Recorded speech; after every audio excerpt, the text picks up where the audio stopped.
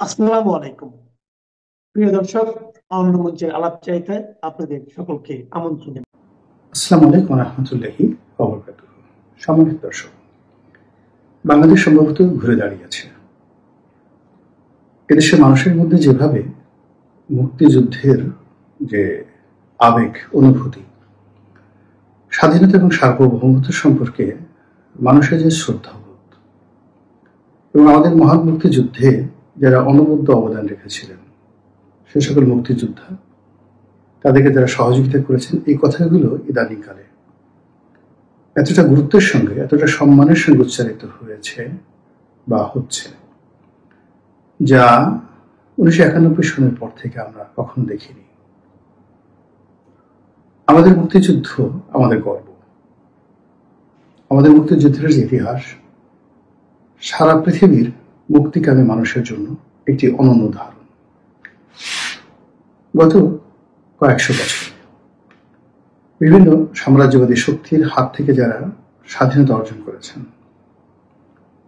এ সকল স্বাধীনতার একটা বিরাট অংশ অর্জিত হয়েছে উইল ফোর্সের মাধ্যমে, দলিলের মাধ্যমে এবং স্বেচ্ছায়।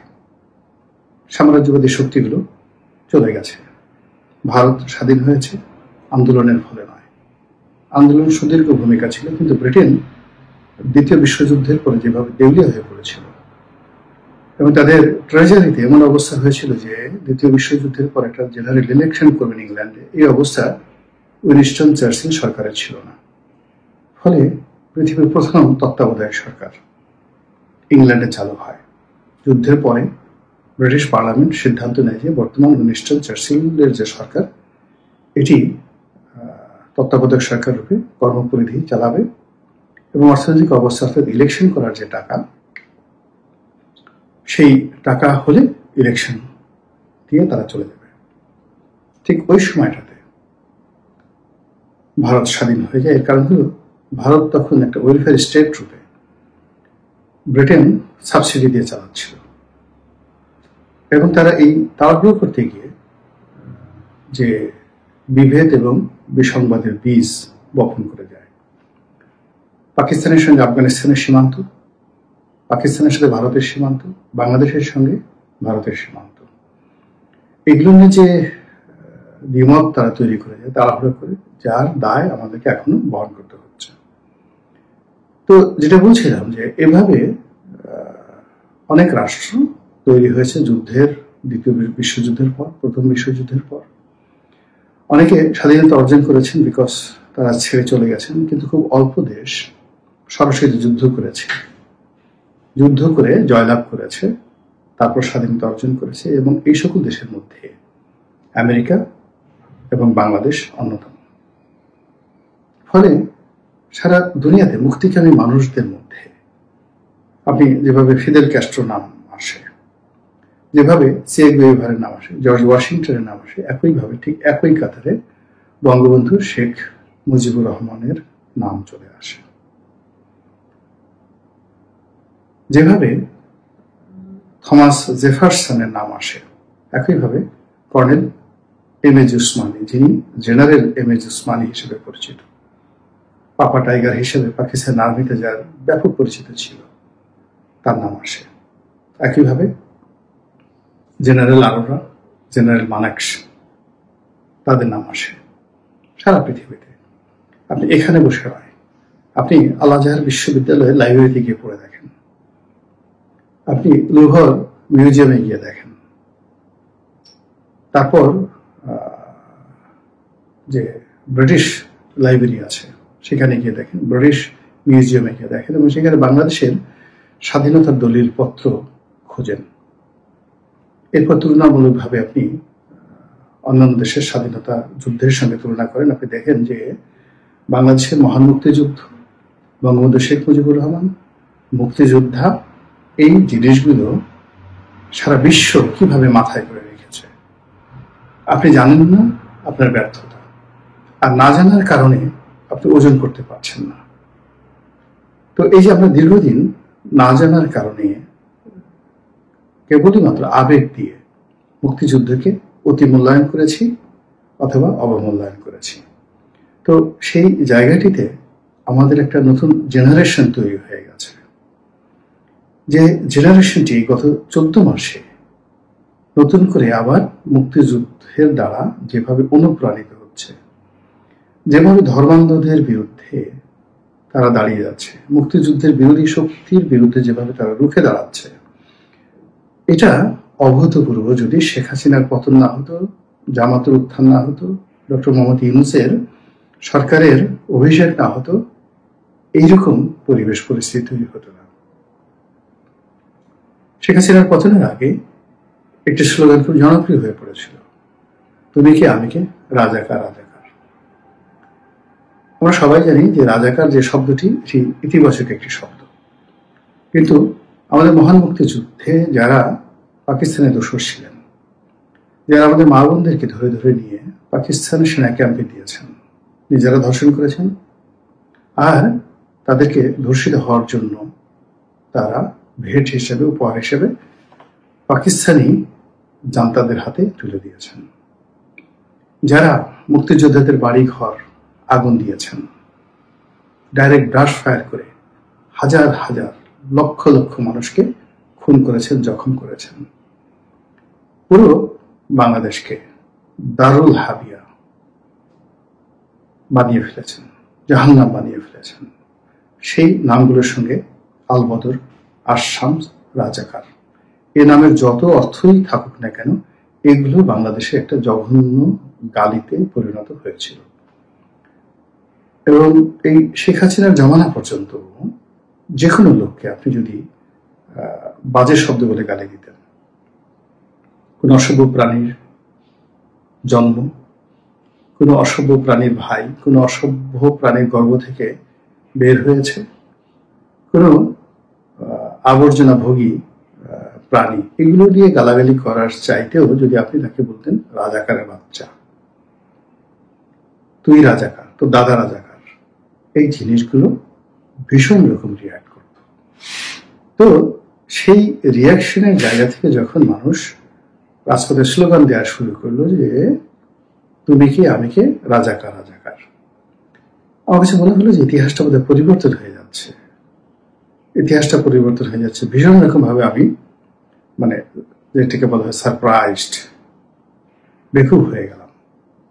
কিন্তু গত 14 মাসে সেই দক্ষিণপন্থী শক্তির উত্থান, আমাদের এই বাংলাদেশের যে পরিবেশ এবং প্রকৃতি, এখানে হিন্দু, মুসলমান, বৌদ্ধ, খ্রিস্টান যেভাবে সহ অবস্থান করে আসছে, যেভাবে মন্দিরের পূজারী আর মসজিদের ইমাম হাত ধরাধরি করে আমাদের এই সমাজে শত শত বছর ধরে বসবাস করে আসছেন পাশাপাশি বাড়িতে, যেভাবে বর্ণ হিন্দু, ব্রাহ্মণ, কুলীন মুসলমান, সৈয়দ বংশের লোক দ্বারা সম্মানিত হয়েছেন, যেভাবে কামার কুমার, জেলে, তাঁতি, হিন্দু মুসলমান সমস্ত মানুষগুলো একে অপরের সঙ্গে সৌহার্দ্যপূর্ণ সম্পর্ক রক্ষা করেছে, সে বাংলায় এখন যখন মাজার ভাঙা হচ্ছে, বাউলদেরকে তাড়ানো হচ্ছে, জেলখানায় ভাঙা হচ্ছে, লালনের মাজার আক্রমণ করার জন্য পরিকল্পনা করা হচ্ছে, যখন এদেশে হিন্দুত্ববাদ নিয়ে হিন্দুরা থাকবে কি থাকবে না, হিন্দু রাজ্য আক্রমণ করতে হবে, গাজওয়াতুল হিন্দ বাস্তবায়ন করতে হবে, এই কথাগুলো এত বেশি আলোচনা হচ্ছে, যেটা এই বাংলা ধারণ করতে পারছে না। আর বাংলা এটা কখনো ধারণ করতে পারেনি। এখানে রাষ্ট্রশক্তি দিয়ে কখনো ধর্ম প্রচার করতে দেখা যায়নি। ধর্ম এখানে সহজাত ভাবে বা সহজিয়া হয়ে এখানে ধর্ম প্রতিষ্ঠিত হয়েছে।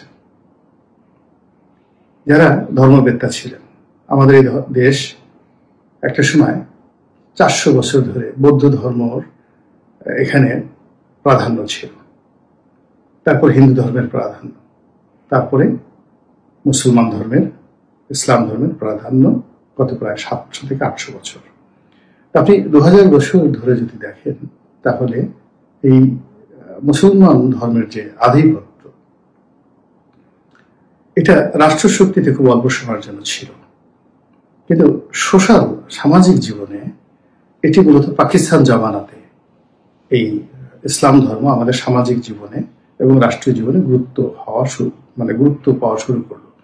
কিন্তু ব্রুট মেজরিটি থাকা সত্ত্বেও আমাদের এখানে ব্রিটিশদের 200 বছরে, মুঘলদের 350 বছরে, তারপরে স্বাধীন সুলতানি আমলের সেই সময়কালগুলোতে কখনোই এখানে রাষ্ট্রশক্তিতে ইসলামপন্থী রাজাবাসা থাকা সত্ত্বেও সমাজে কখনই আজকের দিনের মতো ধর্মভিত্তিক কোনো উগ্রতা এই সমাজে ছিল না। পাকিস্তান থেকে সেটা এসছে। তো স্বাধীনতার পরে যে কবে আওয়ামী লীগ ক্ষমতায় এসেছে, তারা চেষ্টা করেছে এই দক্ষিণ পন্থাটিকে দমন করে হোক, পীড়ন করে হোক, কিংবা ধর্মনিরপেক্ষ নীতিটিকে চাঙ্গা করে হোক, এই সমাজের যে হৃদয় এটিকে পুনরুজ্জীবিত করার। তারা কখনো পেরেছে, কখনো পারেনি, কখনো বাড়াবাড়ি করেছে, কখনো ভুল করেছে, এটা স্বীকার করতেই হবে। তো এরই ধারাবাহিকতা কি হলো, শেখ হাসিনার জমানাতে দক্ষিণপন্থী গ্রুপগুলোর প্রতি এতটা জুলুম অত্যাচার করা হলো যে তারা তলে তলে পর্দার আড়ালে এত শক্তিশালী হয়ে পড়লো যেটা শাসক শ্রেণী কল্পনা করতে পারেনি। আমরা যারা এগুলো বলেছি সেই 2012 থেকে অনবরতভাবে যে ভাবে দমন পীড়ন করা হচ্ছে, এতে করে তারা শক্তিশালী হয়ে পড়বে, এটা দুনিয়ার নিয়মে। যে এখন আওয়ামী লীগের বিরুদ্ধে যে সকল দমন পীড়ন করা হচ্ছে, আওয়ামী লীগ শক্তিশালী হচ্ছে, কিন্তু বিএনপি হতে পারেনি, শক্তিশালী হতে পারেনি। এর কারণ হলো শেখ হাসিনা যে চালাকিটা করেছেন, বুদ্ধিমত্তা দেখিয়েছেন, তিনি তার যে নেতৃত্ব একটা দুটো ভাগে ভাগ করেছেন। যেই নেতৃত্বটিকে বা যে লোকগুলোকে তিনি খরচের খাতায় ফেলে দিয়েছেন, সেই লোকগুলো এখন জেলখানাতে আছে।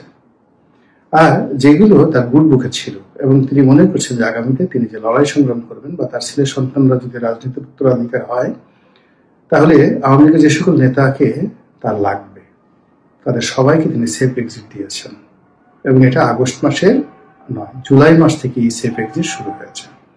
ফলে তারা তাদের প্রয়োজনীয় অর্থ এবং প্রয়োজনীয় নেতৃত্ব নিরাপদ দূরত্বে রেখে তারা এখন যে কর্মকাণ্ড করছে, সেই কর্মকাণ্ড বিএনপি কখনো করতে পারেনি। বিএনপির এই সুযোগটাই হয়নি, বিকজ একাগারে যখন এলো, এটা আসছিল একটা বজ্রপাতের মতো। ফলে তাদের পালাতে হবে, তাদের টাকা লাগবে, এই জিনিসগুলো তারা কল্পনা করতে পারেনি। কিন্তু 2014 সন থেকে যখন এই একটা যাকে বলে প্রশ্নবিদ্ধ নির্বাচন হলো, তখন থেকে কিন্তু আওয়ামী লীগ তারা সিদ্ধান্ত নিয়ে ফেলেছে যে তাদেরকে চলে যেতে হবে, তাদেরকে পালাতে হবে, তাদেরকে ভাগতে হবে এবং তাদেরকে আবার ফিরে আসতে হবে। এই জন্য তারা দাপট দেখিয়েছে, জুলুম অত্যাচার করেছে, বিনা ভোট, রাতের ভোটে নির্বাচন করেছে, যতদিন পারা যায় ক্ষমতা থাকার চেষ্টা করেছে, কিন্তু সবসময় তাদের পালানোর জন্য একটা প্রস্তুতি ছিল। ফলে দেখুন, এত ম্যাটিকুলাসলি, এত সাইন্টিফিক্যালি তারা পালিয়েছেন, আপনারা তাদের একটা পশম এখন পর্যন্ত স্পর্শ করতে পারেননি যারা পালিয়েছেন। এবং সেখানে গিয়ে তারা যে কথাবার্তা বলছে, প্রতিটা মুহূর্তে উত্তেজনা তৈরি হচ্ছে, মেজাজ গরম হয়ে যাচ্ছে, আপনি অস্থির হয়ে পড়ছেন। এনিওয়ে, এটা নিয়ে আমি কথা বলবো না। কথা যেটা নিয়ে বলবো সেটা হলো যে এই যে দক্ষিণপন্থা যে গ্রুপটি, তারা আওয়ামী লীগের অবর্তমানে তারা মনে করেছে যে আমরা বিজয়ী হয়েছি। এবং যেহেতু তাদের এই ধরনের একটি পরিবেশ পরিস্থিতি মোকাবেলা করার জন্য আর্থিক প্রস্তুতি ছিল না, মানসিক প্রস্তুতি ছিল না, অ্যাডমিনিস্ট্রেটিভ প্রস্তুতি ছিল না, ফলে এই গত 14টি মাস তাদের কাছে মনে হলো যে হঠাৎ করে জোয়ারে যেভাবে মাছ চলে আসে এবং মানুষ হাত দিয়ে বড় বড় রুই, কাতলা, মৃগেল এগুলো ধরতে চেষ্টা করে। এবং আমি এরকম পরিস্থিতিতে দেখেছি যে অনেক সময় বোয়াল মাছের লেজের বাড়িতে অনেক মানুষের কান ফেটে গেছে। গজার মাছ খুব শক্তিশালী মাছ, এই মাছের লেজের বাড়িতে বা হাঙ্গরের লেজের বাড়িতে অনেক মানুষ মরে গেছে। তো এখন এই যে একটা সুযোগ আসছে, এই অপরচুনিটির কবলে পড়ে আমাদের যে রাজনৈতিক দলগুলো রয়েছে তারা ক্ষতিগ্রস্ত হচ্ছে, বিকজ তাদের প্রস্তুতি ছিল না। দক্ষিণপন্থী যে গ্রুপগুলো ছিল, স্বাধীনতা বিরোধী যে গ্রুপগুলো ছিল, যারা এই সময়টিকে মনে করেছিল যে তাদের একটা ঈদের উৎসব, এটি এখন তাদের জন্য বুমেরাং হয়ে পড়েছে। তারা যে কাজগুলো করছে, এর ফলে মানুষ মনে করছে যে না, আমাদের রিসেট দিয়ে মুক্তিযুদ্ধের ইতিহাস বন্ধ করা যাবে না, সংবিধান ছুঁয়ে ফেলানো যাবে না, সংবিধান থাকতে হবে, আমাদেরকে বঙ্গভবন রক্ষা করতে হবে। গণভবন আমরা হারিয়েছি, কিন্তু বঙ্গভবন আমাদেরকে রক্ষা করতে হবে। এই যে দৃঢ়তা শুরু হয়েছে মানুষের মধ্যে, তরুণ প্রজন্মের মধ্যে। এবং শেখ হাসিনা এই গত 2009 থেকে একেবারে শেষ দিন পর্যন্ত যে জেনারেশনটা তৈরি করেছেন, যাদের মধ্যে মুক্তিযুদ্ধ, বঙ্গবন্ধু, শেখ হাসিনা, তাদের যে ইতিবাচক বিষয়গুলো পাঠ্যপুস্তকে ঢুকিয়ে দিয়েছেন, এইগুলো এখন ক্রিয়া করছে। তার ফলে নতুন করে আবার সেই মুক্তিযুদ্ধ বিরোধী যে প্রচারণা, রাজাকার, আলবদর, আশামস, এইগুলো ভয়ঙ্করভাবে আবার মানে বাংলাদেশে ঘৃণার উপলক্ষ হয়ে পড়ছে। এখন আপনি আবার নতুন করে আলবদরের পরিবর্তে আলবটর, তারপরে কাউকে ছোট করার জন্য তাকে বলা হচ্ছে যে এটা পাকিস্তানের পাকি বীজ, কাউকে ছোট করার জন্য তাকে টোকাই বলা হচ্ছে। এই পাকিস্তানের সৈন্যদের সে অবৈধ যে যৌন সম্পর্ক, ধর্ষণের ফলে যাদের জন্ম হয়েছে তাদেরকে পাকি বীজ হিসাবে এই সমাজে নতুন ন্যারেটিভ তৈরি করা হচ্ছে। নাম ধরে ধরে বলা হচ্ছে অমুক লোক পাকি বীজ, পাকিস্তানের বীজে ওর জন্ম হয়েছে, ওর মা পাকিস্তানের লোক দ্বারা ধর্ষিত হয়েছে, অথবা পাকিস্তানি সৈন্যবাহিনীর বিনোদন বালিকা রূপে ওর মা দায়িত্ব পালন করেছে। এইভাবে স্বাধীনতা বিরোধীদের পক্ষে যারা টিকটকার, যারা ইউটিউবার, তারা এই দীর্ঘদিন ধরে গত 15-20 বছর ধরে সার্ভিস দিচ্ছিল, তাদেরকে নিয়ে কিন্তু এই ধরনের কথাবার্তা হয়নি। কিন্তু গত সেই 8-9 মাস ধরে এখন তারা সবাই নিন্দিত। তাদের চেহারা মানুষ দেখতে চাচ্ছে না, তাদের আকার, আকৃতি, গঠন, জন্ম, পরিবার, পরিজন সব কিছু নিয়ে মানুষ ট্রল করছে। এবং সেই ট্রলের সঙ্গে রাজাকার আসছে, আলবদর আসছে, আশামস আসছে, আলবদর আসছে। আলবদরের সাথে আবার নতুন করে যুক্ত হয়েছে লাল বদর। তো দেখুন, লাল বদর এবং আলবটর এই দুটো শব্দ কিন্তু ছিল না, নতুন করে এখানে তৈরি হয়েছে। আবার অমুক টোকাই, কতগুলো টোকাই ইউটিউবার মানে আসছে। আগে এদেরকে ইউটিউবার বলা হতো, এখন এদেরকে টিকটকার বলা হচ্ছে। এবং এদেরকে সবাইকে বলা হচ্ছে এরা পাকি বীজ, মানে এদের জন্ম হয়েছে পাকিস্তান সেনাবাহিনীর কর্মকর্তাদের বীর্য থেকে। তো এই যে ন্যারেটিভ তৈরি হয়েছে, এটা তো আমাদের ছিল না। এই 14 মাস আগে কিন্তু কোনো ইউটিউবারকে, কোনো টিকটকারকে এই ধরনের গালি দেওয়া হতো না, কিন্তু এই গালিগুলো এখন একেবারে এত ওপেন হয়ে গেছে। আর এটার প্রতিক্রিয়াতে তারা না পারছে বলতে যে আমি মানে আমার জন্ম অমুক ভাবে, বা আমার বাবা মুক্তিযোদ্ধা ছিল, আমার মা মুক্তিযোদ্ধা ছিল, বা আমার পরিবারে এই জিনিস ছিল, তারা এই জিনিসগুলো হজম করতে হচ্ছে তাদেরকে। এবং এটা মানে বলতে গেলে অমুক টোকাই বিহারি পল্লীতে তার জন্ম হয়েছে, অমুক টিকটকার তার মা বা তার বাবা পাকিস্তানের দোসর ছিল, ক্যান্টনমেন্টে যাতায়াত করত। মানে এই ন্যারেটিভগুলো এতটা জনপ্রিয় হয়ে গেছে যে এখানে কতটা সত্য, কতটা মিথ্যা, কতটা বাস্তব, এটা কোনো বিষয় নয়। বিষয় হলো মানুষের ক্রোধ এবং ক্ষোভ স্বাধীনতা বিরোধীদের উপর যেভাবে উগলে পড়েছে, এবং গত 6 মাস ধরে এটা যেভাবে বাড়ছে, তাতে করে নতুন রাজাকার, নতুন আলবদর, নতুন আশামস, নতুন আল বটর, নতুন লাল বদর, এই শব্দগুলো আপনি দেখবেন যে কি পরিমাণ কতগুলো মানুষকে এই সমাজে অপান্ত করে ফেলে, কত মানুষকে ক্ষতিগ্রস্ত করে ফেলে, এবং কিভাবে এইগুলোর উপরে আবার নতুন করে স্বাধীনতার ফুল প্রস্ফুটিত হবে। এদের কবর রচনা হবে, সেই কবরের উপর আবার নতুন করে গোলাপের বাগান, বর্ষার আসি গোলাপের বাগান, স্বাধীনতার সুগন্ধ নিয়ে আবার গেয়ে উঠবে আমার সোনার বাংলা, আমি তোমায় ভালোবাসি।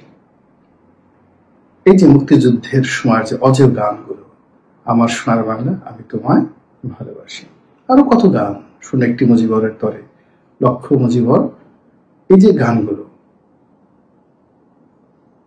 আবার নতুন করে মানে সুরারোপিত হচ্ছে, নতুন করে শব্দ তৈরি করছে, ছন্দ তৈরি করছে, এবং মুক্তিযুদ্ধের জন্য নতুন দলিল তৈরি করে ফেলছে নতুন জেনারেশন। কাজেই এর থেকে আমাদের যে শিক্ষা, ইতিহাস তার আপন গতিতে চলতে থাকে।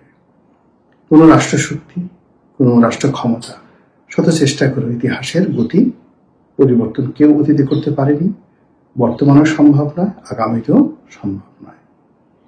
মহান আল্লাহ আমাদের সবাইকে হেদায়েত দান করুন এবং হেফাজত করুন। আসসালামু আলাইকুম ওয়া রাহমাতুল্লাহি ওয়া বারাকাতুহু।